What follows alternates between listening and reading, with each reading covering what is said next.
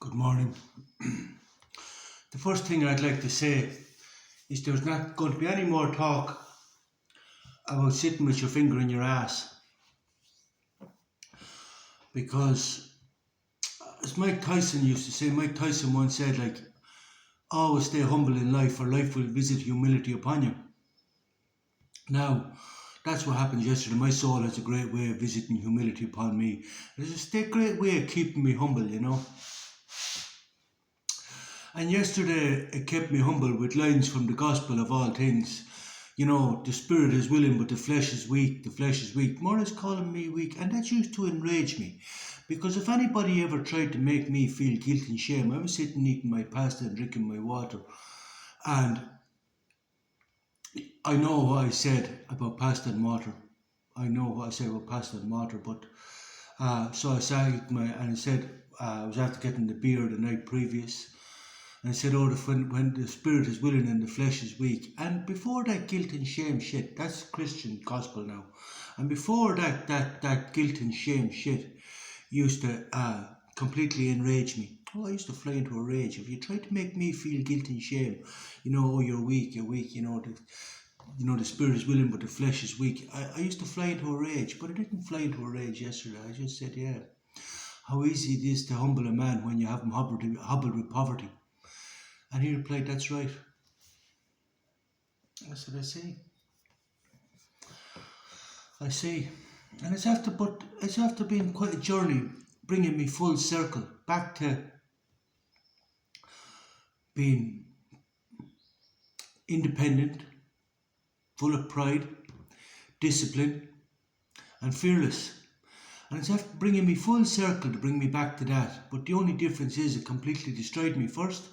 And then it brought me full circle, and the big difference now is the ego has landed. In order to have this discipline, strength. So basically what I'm trying to say is the flesh has to be strengthened. If the flesh is weak, the flesh has to be strengthened through discipline, through training, through physically and mentally. The flesh has to be strengthened, and this is the ego. For this you need ego, because as I said, when he said to me, about, it wasn't necessarily in relation to the finger in the ass thing, it was about something else where I was more or less saying I'm not even going to bother my arse with somebody because they don't have the intelligence to parse what I'm saying. Like, it was basically like someone who's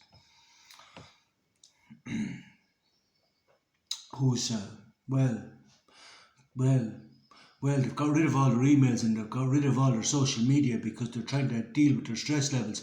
But every 2 hours they're going with fucking those little Nescafes, 3-in-1s, the sugar and coffee every couple of hours. And I want to say to them, but it's none of my fucking business. But I want to say, there was a time I'd intervene and say, listen lads, if you want to stop with the stress, you may stop with you may slow down the mind, you may stop with the sugar and the coffee every 2 hours because it's completely counterproductive to what you're trying to do. But I said, no, I'm going to mind my own fucking business because I don't think they have the intellect to even understand what I've been trying to say. They wouldn't appreciate it. Basically, I'm just going to mind my own fucking business. But basically, I was more or less, laughing at the whole thing. But yesterday, as I sat eating the fucking pasta and the coffee and the water, when I said, the flesh is willing, but the soul is weak. I said, I'm doing the very fucking best I can with the little I have, and I have little. But I said, I'm doing the fucking very best I can with the little I have, rather than flying into a rage or anything else. But this is after I said, how easy it is to humble a man when you have him hobbled with poverty. And I said, I'm doing the very best I can with the little I have, and. Best piece of pasta was the cheapest fucking thing I'm broke. I make no secret of this, and pasta was 50% off. The sauce was cheap. It was I need to eat but when I pointed out my hypocrisy, I just said, how easy it is to humble a man when you have him over with poverty. But I said, I'm doing the very best I can with the little I have. And he replied to me, yeah, and so is everybody else. I said, fair enough. Fair point. They're doing what they can with the little knowledge they have, with the little intellect that they have, And they might have money, but they don't have knowledge and they don't have intelligence. They don't have knowledge and they don't have intelligence. So we're all trying to do the best we can with the little we have. But at the same time, I said to him, and now I see the problem and I will seek now to address this. You know, the poverty is the first issue that I obviously have to address. And what I was actually coming on to say this morning is the importance of security. But complacency is a huge issue. Complacency is a huge issue. Now, I'm not complacent. I have tried several times to start several businesses. I'm not even going to start to try and list them out. But even in the last few years, let me tell you, I have not been complacent and I wouldn't be accused of that. I'm constantly trying to move forward. But I was going to talk about complacency with the security, but I will talk about complacency with the security. People are getting more and more complacent and they leave their shit everywhere. And then they try to blame others with guilt and shame and using hierarchical system to impose consequences on them. But basically they don't want to take any responsibility for their own shit. And this includes their own shit, their own belongings, their own money, their own everything. They just hand over all responsibility to others, but they're not taking any responsibility for their own shit. And part of this, an example for this is money. For example, yesterday, my brother was telling me he'd over €300 taken from his account because he was using these online payments. And this has happened to me. I said to him, oh yes, that happened to me in the past as well. The minute I used my credit card, it was handed out to fraudulent companies and they just take €50, €70, and over 300 quid get out of his account. But when he went to address this, the bank make it very difficult for him. So basically, most people haven't got the time to change. Now, he's a resilient fucker, but he got most of his money back, all bar 78 quid, which he did, which, as he assured me, he will get back. As he said, I'll take them to court for 5 pence, and he will. But he is tenacious now. But most people don't have this kind of time, and they're letting it go. They let this go because they don't have the time, because their busy lifestyle. They don't have the time to chase this money. What I'm saying is they're not taking any. You must take more control. You must be more secure. You must control what's yours to control, because otherwise these companies are just taking complete advantage of this. The banks are bringing in systems that accommodate them. They don't want to make these security issues public because they want to bring in a cashless society which interests them. They make money on every single transaction. So therefore they want to bring in a cashless society. It's in their interest to bring in this, but they're completely overlooking and ignoring and sweeping under the carpet all the fraudulent transactions and everything that's going on with the fraudulent transactions. But people aren't making this known because they're just more or less embarrassed. They're taking it, oh yeah, okay, I accepted it. They're accepting this. But this is a culture that's getting progressively worse. And this is part of a weak society that are being preyed on by also the weak. I'll call them also the weak because they are the weak, because it's a hierarchical system of comprised of weak individuals. But anyway, so basically I'm saying that in modern society, people are becoming, the flesh is getting weaker and weaker and weaker.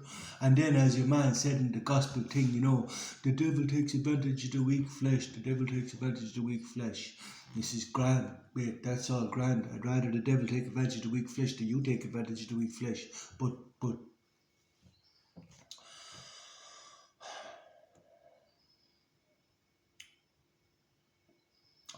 going to start on a Christian thing, but you know what I'm saying. They more or less use this weak flesh. They keep the flesh weak. They know the flesh is weak, but they use it. As I say, the devil takes advantage of the weak flesh.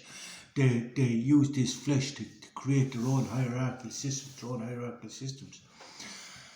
Now,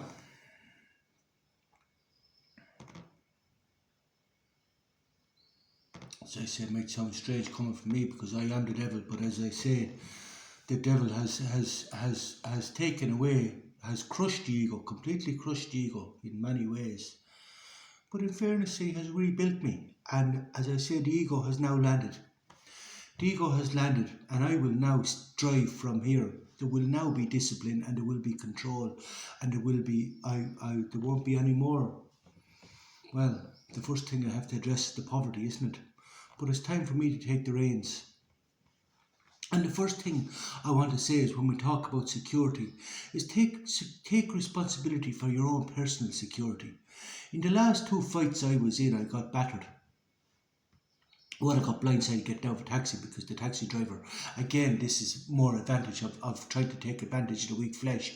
The taxi driver brought us on a scenic route all around Sofia, and then I started acting the bollocks in the taxi, laughing at him and everything else, because I knew I wasn't going to pay it. I knew I wasn't going to pay it. But this is what they're doing, taking advantage of the weak flesh to bring people on a journey around. As I said, the devil takes advantage of the weak flesh, brings the people on a journey around the city, and then charges them an exorbitant amount for the journey in. But people pay it because they're afraid not to pay it. They're too weak to pay. They pay it because they're afraid not to pay it. But you have to. But basically, I knew I wasn't going to pay this. But I had a good few drinks taken, and I was acting the bollocks. I was pretending to have a stroke in the back of the taxi. I was saying, "Oh, call the cops," but I was laughing because I knew I wasn't going to pay it. But when I got out of the taxi, a man blindsided me, and he fucking knocked me. He flattened me like with a box in the fucking side of the head. I didn't even see it coming.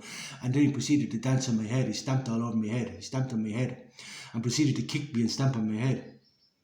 And it was a good bit of a kicking, but as I got up and I said, "Well, Tobias," I said to a friend of mine, "did you enjoy that? Did you enjoy that experience?" Because that's exactly what it was, an experience. And after this, I said to myself, I'm going to have to resolve this. I said, I'm not used to this. I'm not used to getting kickings like this. I'm going to have to resolve this. And then I was in another fight after this. Now, I didn't lose this fight. The second fight I didn't lose, but this was back in Plovdiv for a big fight in the hostel. And I was hitting your man, and I couldn't understand why I can't draw blood. I couldn't understand, because any time I was ever in a fight, I always drew blood. And I dare boxing him in the head. I boxing him in the head, trying to draw blood, and I couldn't understand why I wasn't draw blood. And the answer was simple. I was gone weak. And I said to myself, this has to be addressed. And after that, I said I'm going to start doing the Muay Thai, but everything in time, I'm working on it. So basically, like, again, I'm helping with poverty, but this is why I prioritise the gym. And I'm trying to move forward. But it's obvious now what the first thing I must address is the poverty. And I'm going to focus on this from here on in. I'm going to focus on the poverty and resolving the issues. As I said, the ego has landed. Because I'm not Mr. Wishy-Washy. In order to have discipline, in order to take the reins, in order to take control, you must first realise to strengthen the flesh. And in order to strengthen the flesh, you must first of all have ego, but learn how to control the ego. And this is what Stoicism is all about, self-control. But I'll take control now, after a series of hard lessons. I'll take control now, I'll take the reins from here, but the first thing I'm saying is take responsibility for your own personal security. So this is what I start doing. I'm back in the gym, and yes, when I was back in the gym initially it was a bit disheartening, but I get stronger every day. And now I'm going to take up a fighting discipline such as either the Muay Thai or wrestling. I'm not sure which first, but I'm going to suggest that you don't take up any of these bullshit things which are classes run by the weak, which would be the Krav Maga or the self-defense or anything else. Get someone good and strong, a good fighting discipline where you actually learn how to fight, where you learn how to grapple, where you learn how to physically control someone, even a stronger opponent than yourself. So it's something like jiu-jitsu, for example, or wrestling, or Muay Thai, maybe kickboxing, but that's a bit standoffish because, like, you're going to be taken to the ground very easy, you know what I mean? You have to really be able to fight on your back. You have to learn how to fight on your back. So I suggest either the wrestling, the jiu-jitsu, or maybe the Muay Thai or a combination of both. But maybe the wrestling or the jiu-jitsu, because I think it's very important to be able to fight on your back. That's very important in life as well, be able to fight on your back. I'll show you how to fight on your back now. The first thing we're going to address is the poverty. The devil wears Prada. So the first thing I'm going to do is we're going to take control, and then we're going to do what the devil does.